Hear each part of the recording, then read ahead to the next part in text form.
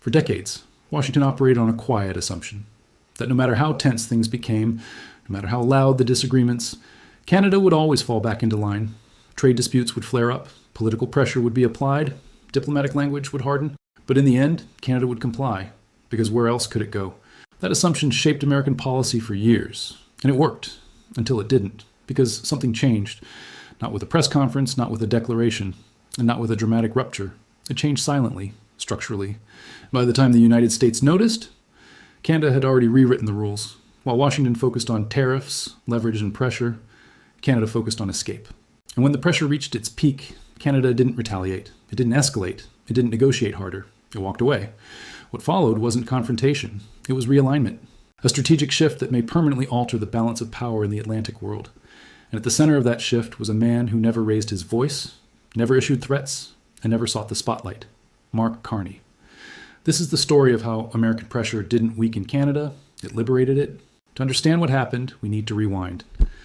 For most of the post-World War II era, Canada's economic strategy was simple: anchor itself to the United States, integrate supply chains, align industrial policy, rely on proximity, trust, and shared security. It was logical, it was efficient, and for decades it worked. By the early 2000s, nearly 3/4 of Canada's exports flowed south into the U.S. energy: automobiles, agriculture, minerals.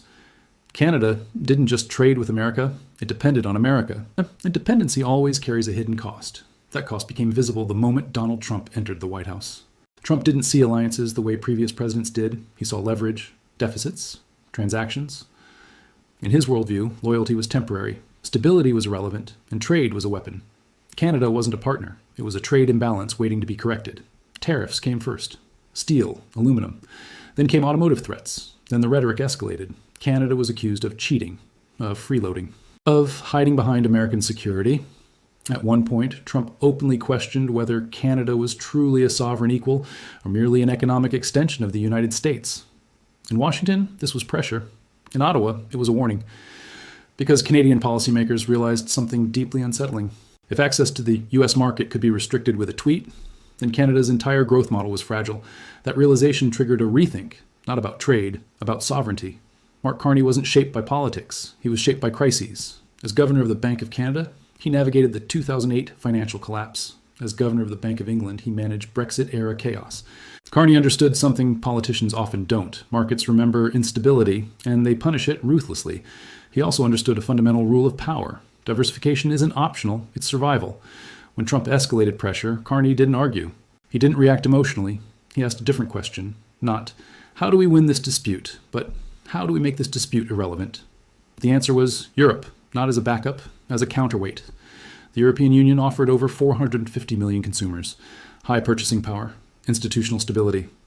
But more importantly, Europe valued predictability, rules, frameworks, long-term planning. Unlike Washington under Trump, Brussels didn't weaponize trade. Quiet negotiations began, no flashy summits, no dramatic announcements. Teams of lawyers, economists, and strategists worked behind closed doors. The result wasn't just CETA, it was something far more consequential. A structural realignment, tariff-free access expanded. Regulatory cooperation deepened. Investment protections strengthened.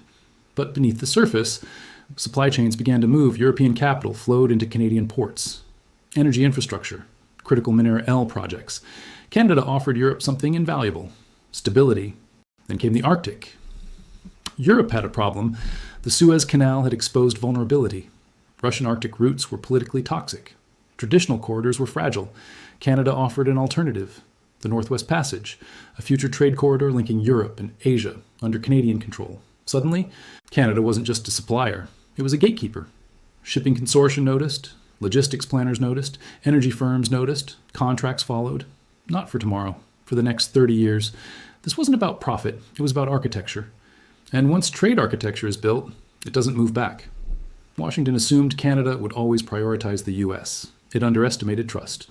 Every tariff threat chipped away at it. Every insult weakened it. Every unilateral move accelerated the shift.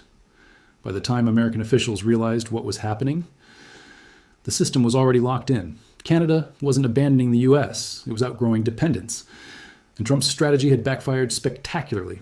Pressure didn't secure loyalty. It inspired independence. Today, Canada holds something rare: options. And options are power. Europe has already adapted, not against America, but around it. The Atlantic world is changing, not through collapse, through quiet repositioning, and the lesson is uncomfortable but clear. In modern geopolitics, dominance isn't sustained by pressure. It's sustained by trust, by stability, by planning further ahead than your rivals. Canada understood that, Europe embraced it, and the United States is still catching up. America didn't lose Canada in a conflict. It lost Canada in a calculation. And in the long game of global power, the quiet planners always win.